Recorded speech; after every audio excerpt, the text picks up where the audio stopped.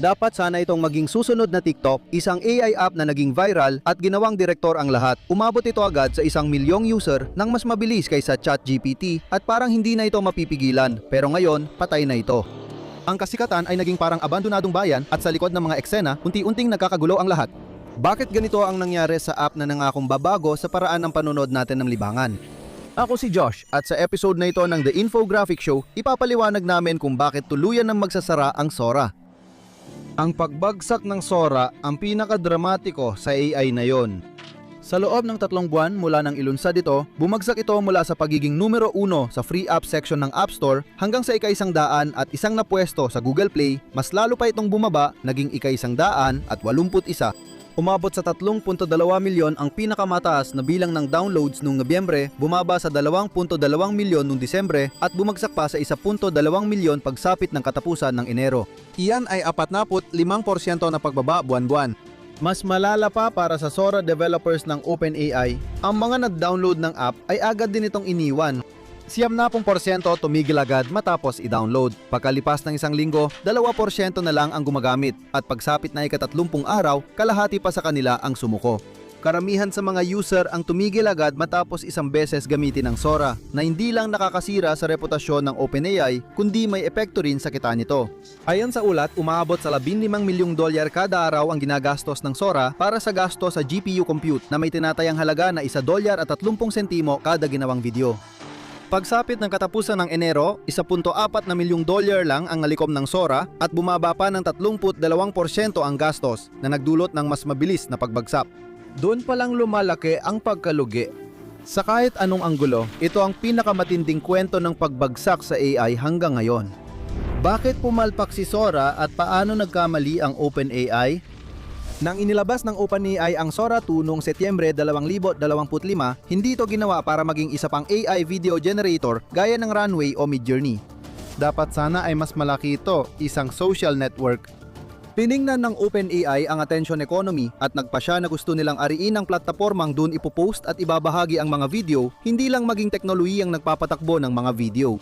Kaya gumawa sila ng kopya ng TikTok pero sa halip na feed na puno ng nilalamang gawa ng mga user, na puno ito ng basurang AI content. Ang cameos ang tampok ng Sora. Mag-record ka lang ng mabilis na video ng muka at boses mo. Pwede ka nang maging bida sa kahit anong video. Nakakatuwa at nakakatakot din ito. Mundo kung saan hindi na tayo gumagawa ng content, nagpo-prompt na lang. Sandaling gumana ito, malakas ang usap-usapan at mabilis ang paglago. Pagbukas ng imbitasyon, umabot agad sa 1 milyon ang iOS downloads ng Sora sa unang linggo. Noong Nobyembre 2025 nang lumabas sa Android, 470,000 downloads agad sa unang araw. Instant hit ito. Pero pagkatapos, halos kasing bilis din, nagsimulang magkaproblema ang lahat. Lumalabas na ang dahilan kung bakit naging viral si Sora ay hindi mo aakalain. Hindi gustong maging bida sa video ng karamihan. Mas gusto nilang gamitin ang mga sikat na personalidad o cartoon character sa AI-generated na mundo. At yon ay naging PR disaster. Sa ilang araw, kumalat ang mga video ni na SpongeBob bilang Ngadsi, Pikachu sa marahas na barilan, at mga Disney princess sa alanganing sitwasyon. Mataas ang engagement pero hindi lahat natuwa dahil karamihan ng mga karakter sa video ay pagmamay-ari ng malalaking Hollywood studio. Para sa kanila, ang maraming nilalaman mula sa Sora ay ibig sabihin ay malakihang paglabag sa copyright. Mabilis dumating ang mga mamahaling entertainment lawyer sa OpenAI. 1 linggo matapos ilunsad ang Sora noong Oktubre 6, naglabas ng pahayag ang Motion Picture Association (MPA). Hiniling nito na mabilis at mahigpit na kumilos ang OpenAI para pigilan ang paglabag sa copyright sa kanilang platform. Kakatapos lang ng OpenAI sa malaking fundraising na nagkakahalaga ng kumpanya ng 157 bilyon.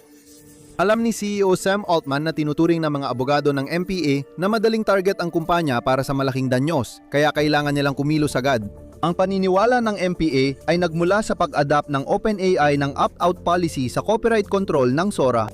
Sa madaling salita, maliban na lang kung inalis mo ang iyong content sa paggamit sa Sora, pwede itong gamitin. 3 araw matapos ilunsad ang platform at bago pa ang pampublikong reklamo ng MPA, inalis na ang opt-out policy. Ginawa ang opt-in ang pulisya, kaya ngayon humihingi muna ng malinaw na pahintulot ang Sora bago gamitin ang mga karakter ng may-ari ng karapatan. Binigyan din sila ng kontrol kung paano lalabas ang kanilang intellectual property o IP sa mga nilikang content ng Sora. Isa iyong mabilis na hakbang. Inililipat nito ang responsibilidad sa pagkontrol ng content mula sa platform sa mga may-ari ng karapatan, kaya nababawasan ang legal na panganib. Ngunit hindi lahat kumbinsido. Ayon kay Charles Rifkin, CEO ng MPA, dapat kilalanin ng OpenAI na responsibilidad nila, hindi ng mga may-ari ng karapatan, na pigilan ang paglabag sa serbisyo ng Sora 2. Mula noon, gumawa ang OpenAI ng ilang hakbang para subukang bigyang katiyakan ang mga may-ari ng karapatan. Nagdagdag sila ng nakikitang watermark sa lahat ng video na ginawa ng Sora para mapabuti ang transparency at maiwasan ang maling paggamit. Nagtatag din ito ng isang review team para bantayan at alisin ang anumang nilalamang lumalabag o mapanganib, kabilang ang mga material na rasista o nakakasakit. Ipinagbawal din nila ang pagbuo ng mga wangis ng ilang kilalang personalidad. Pinakakapansin-pansin, tinanggal lahat ng lumalabag na IP. Maaring natuwa ang mga abogado pero nawala rin ang saya.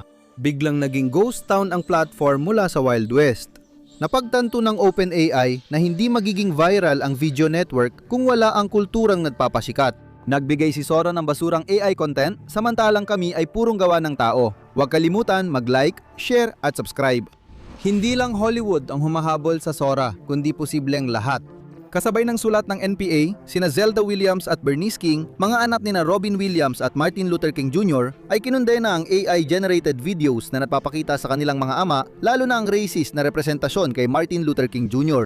Marami pang nakaka-insultong video ang umiikot dahil sa takot sa demanda at negatibong balita, nag-block ang OpenAI ng content tungkol sa mas maraming kilalang tao.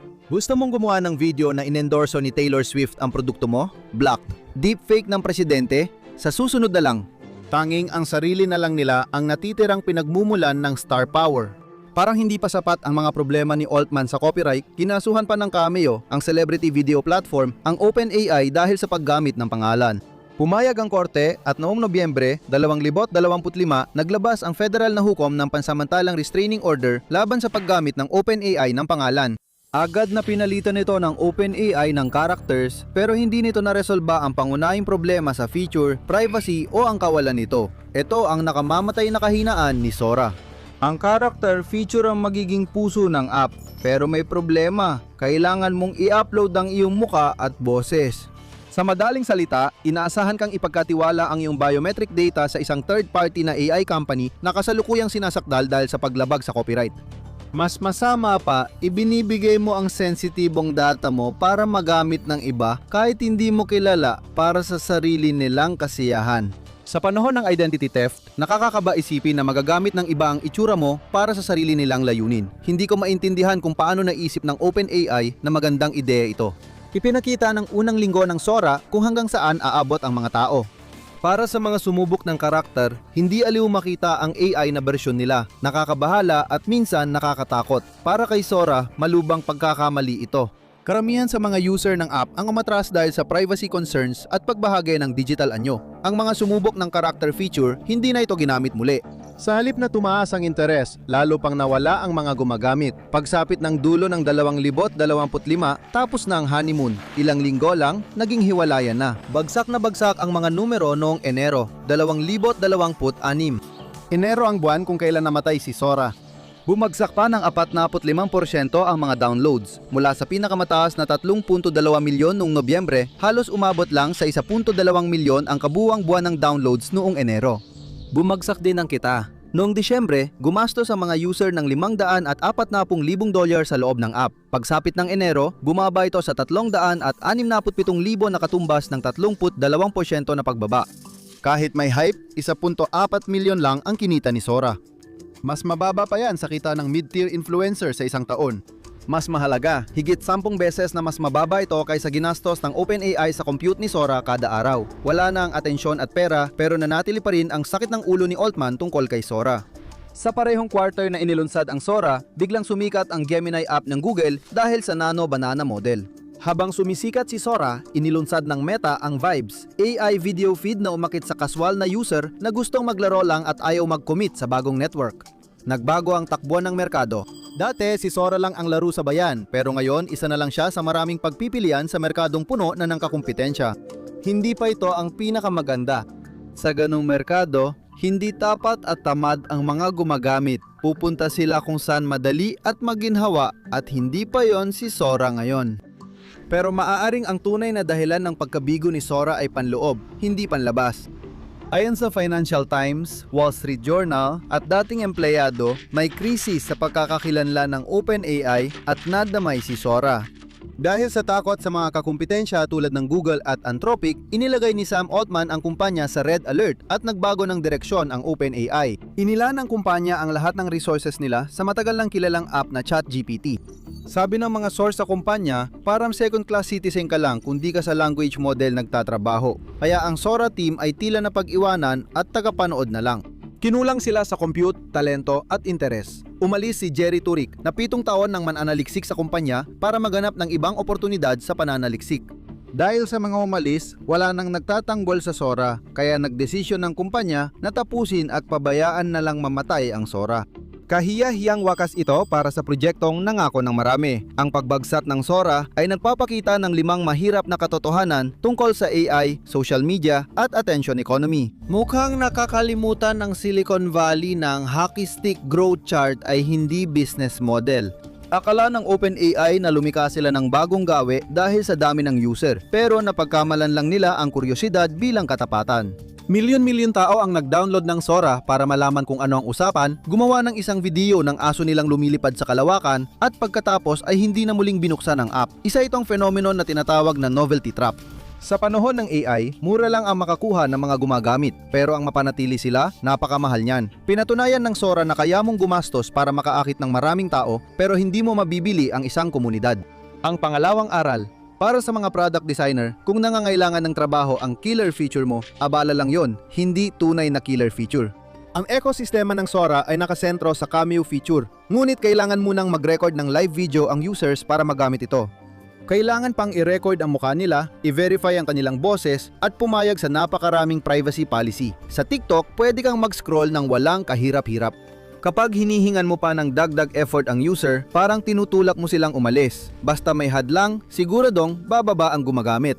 Humingi ang Cameo ng labis na tiwala, datos at effort kahit hindi pa ito karapat-dapat, kaya umalis ang mga user.